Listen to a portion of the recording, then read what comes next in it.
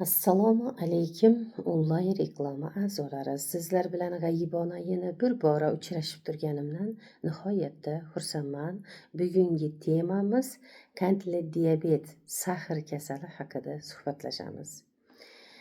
Sahr kasali hammamiz bilamiz, asabiylashish natijasida oila, yillar davomida siqilish natijasida sahr kasaliga olib keladi. Oldin davleniya tushib ketadigan holat bo'ladi, davleniya chiqib ketadigan holat bo'ladi. Vaqt o'tishi bilan shu davleniya chiqishi, tushishi jiddiylashib sahr kasali paydo bo'ladi. Sahr kasali paydo bo'lgandan keyin davolanib shifo topolmay qiynalib, hattoki insulinga o'tgan holatdagi bemorlar ham murojaat qiladi. 5 yil bo'ldi, 10 yil bo'ldi, insulin olib kelyapman. Sahrim o'tlashib ketib, 20 dan oshib, 25-26 ga chiqib, 30 ga chiqib ketdi sahrim. Oyoqlarimga qora churik tushdi. Barmog'imni kestirmasam bo'lmas ekan degan bemorlar keladi va barmog'imni kestirdim, to'piqdan kestirdim, tizzadan kestirdim, kuyumishdan kestirdim, bir oyog'im bor. Endi bu oyog'imga ham o'tibdi gangren, qora churikni gangren deydi meditsina tilida. Gangren bu oyog'imga ham o'tibdi. 3 marta insulin olaman ertalab, obed, kechqurun degan bemorlar ko'plab uchraydi. Shu siqilish natijasida kelib chiqadigan holat sahr kasali, qandli diabet. Bizning Nur Aziz sog'lomlashtirish markazimizni tabiiy giyohlari, siroplari yordamida Allohning qudrati ila dard bergan yegam darmonini ham berib qo'yibdi.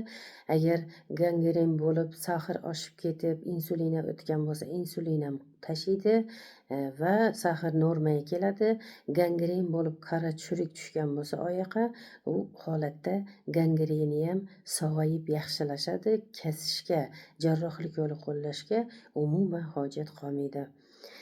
Endi bitta oyoqini kesib, bo'g'im kesib bitta oyoqqa qolib, unga ham gangren o'tib, qora churik deymiz, gangren deymiz. Shu narsa bo'lgan holatda ham shifosi bor. Allohning qudrati ila dard bergan egam darmonini ham o'zi berib qo'ydi. Vaqtida shu sahrni normaga tushiradigan asablarni normaga, birinchi asablarni normaga olib kelish kerak. Asab normaga tushgandan keyin sahr tushadi. Agar asabni normaga keltirmasangiz, sahrni tushirganni foydasi yo'q. Yana ko'tarilaveradi. Shuning uchun asablarni tinchlantirib, sahrni normaga keltirsa, qora churik tushishi, gangren paydo bo'lishi yo'q, to'xtaydi va gangren yaxshi bo'lib tuzaladi. Allohning qudrati ila. Avvalam Alloh, qolaversa sababchimiz. Bizning Nur Aziz sog'lomlashtirish markazining ish faoliyatiga mana 30 yil to'lib, 1-oktyabrda 31 yilga qaradi.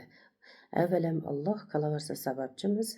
Sahr, qandli diabet kasaliga shifosi bor. Bemalol kelib giyohlarimizdan, siroplarimizdan iste'mol qilishlaringizni tavsiya qilaman. Sog' bo'linglar, omon bo'linglar, layklaringizni bosaveringlar. Qanchalik layk bossanglar, shunchalik savobga ega bo'lasizlar. Yuqorgi efirlarimda aytib o'tgandek, agar bitta laykingiz bilan bitta bemor sababchi bo'lib davolanib sog'ayadigan bo'lsa, muborak Allohning uyida ro'za Ramazon oyida bitta tuya so'yib, 1000 ta ro'zadorga iftorlik bergan savobga ega bo'lasizlar. Sog' bo'linglar, omon bo'linglar. Kelgusi efirlargacha deb qolaman. Bemorlarga Allohim shifosini bersin. Sog'lom insonlar hech ham bemor bo'lmasin.